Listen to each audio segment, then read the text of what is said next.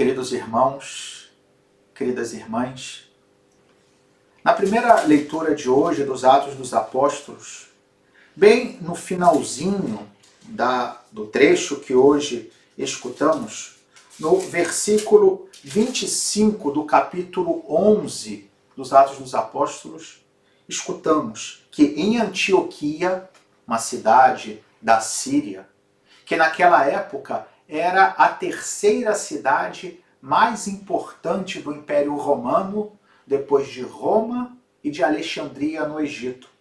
E foi em Antioquia, diz o texto, onde os discípulos foram, pela primeira vez, chamados com o nome de cristãos.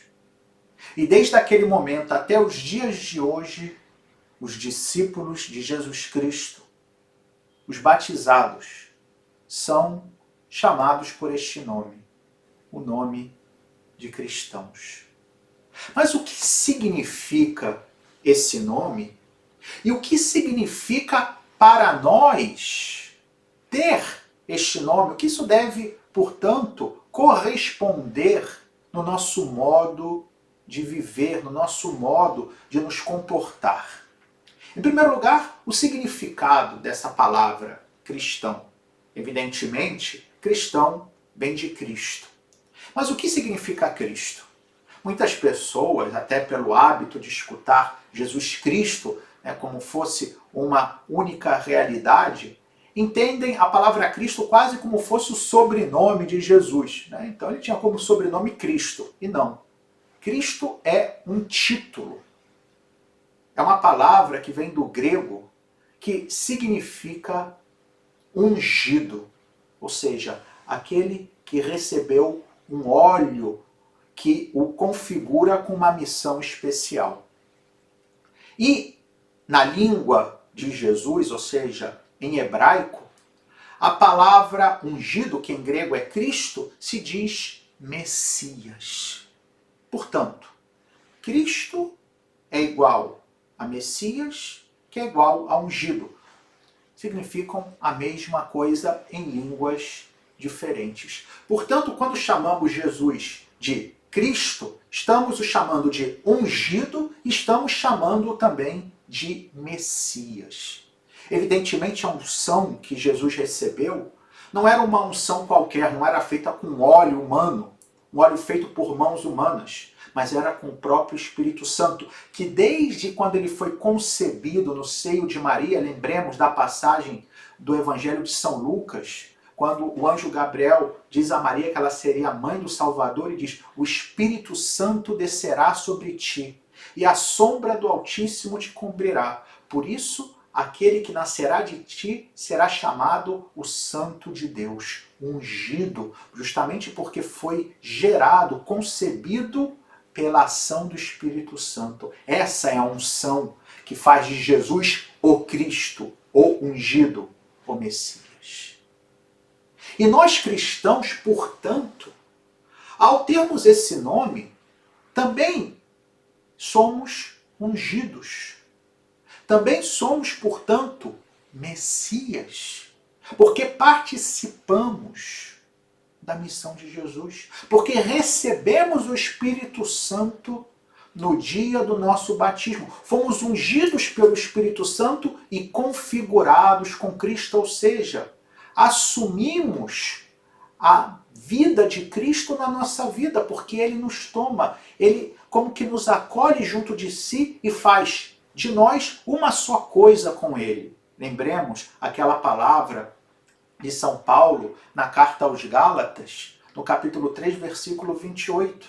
Já não há judeu, nem grego, nem escravo, nem livre, nem homem, nem mulher. Todos são uma só coisa em Cristo Jesus. Portanto, se nós somos outros Cristos, somos ungidos de Deus, a nossa vida deve corresponder a essa realidade. Queridos irmãos, queridas irmãs, ser cristão não é simplesmente se dizer membro da igreja, não é simplesmente frequentar alguns ritos, não é simplesmente fazer algumas orações. Ser cristão é, acima de tudo, saber que fomos chamados, escolhidos, transformados pela graça de Deus em outros Cristos nesse mundo. E Cristos que devem dar testemunho dessa realidade. O Evangelho de hoje talvez pode nos ajudar um pouquinho a viver melhor isso.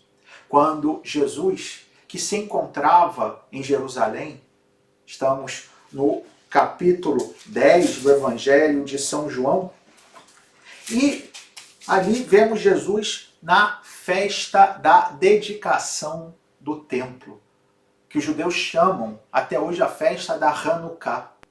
Era uma festa que comemorava quando o templo de Jerusalém, que tinha sido profanado pelos gregos, pelos pagãos, tinha sido purificado por Judas Macabeus. Podemos encontrar essa passagem no livro dos Macabeus no Antigo Testamento.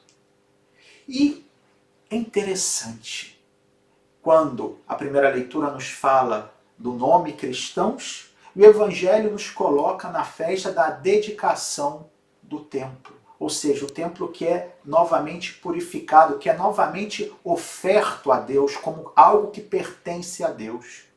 Ora, nós somos o templo do Espírito Santo, vai dizer São Paulo. Nós somos o templo de Deus, justamente porque recebemos o Espírito Santo no batismo. E, portanto, essa festa da dedicação podemos tomar espiritualmente como uma chamada de Deus a que renovemos hoje a nossa oferta a Ele, que nos dediquemos a Ele, que nos ofereçamos a Ele.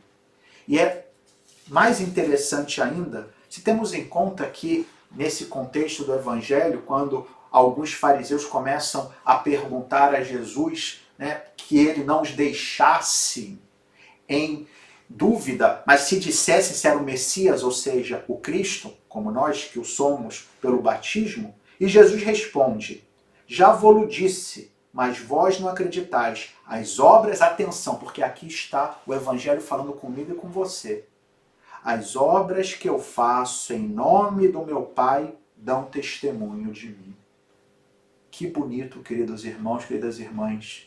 Se as pessoas com quem nos relacionamos, amigos, parentes, colegas de trabalho, todas as pessoas sem exceção, pudessem reconhecer nas nossas obras o nosso Pai Deus. Que pudessem reconhecer naquilo que falamos, naquilo que fazemos, no nosso modo de nos comportar, que somos um templo de Deus, que somos outros Cristos, que somos uma realidade consagrada a Deus. O Salmo responsorial, o Salmo 86, no refrão, nos convidava a cantar louvores ao Senhor e que o fizéssemos em nome de todas as gentes. Pois na medida, queridos irmãos, queridas irmãs, que sejamos coerentes com a nossa fé, que realmente vivamos como cristãos, ou seja, que esse nome seja a nossa identidade, não por palavras, mas pela nossa vida inteira. É assim que nós daremos ao Senhor louvores e que faremos com que mais homens e mulheres se convertam à verdade e também eles, conosco, com todos os santos no céu, com todas as multidões de anjos, todos possamos louvar o nosso Deus e Senhor. Louvado seja nosso Senhor Jesus Cristo, para sempre seja louvado.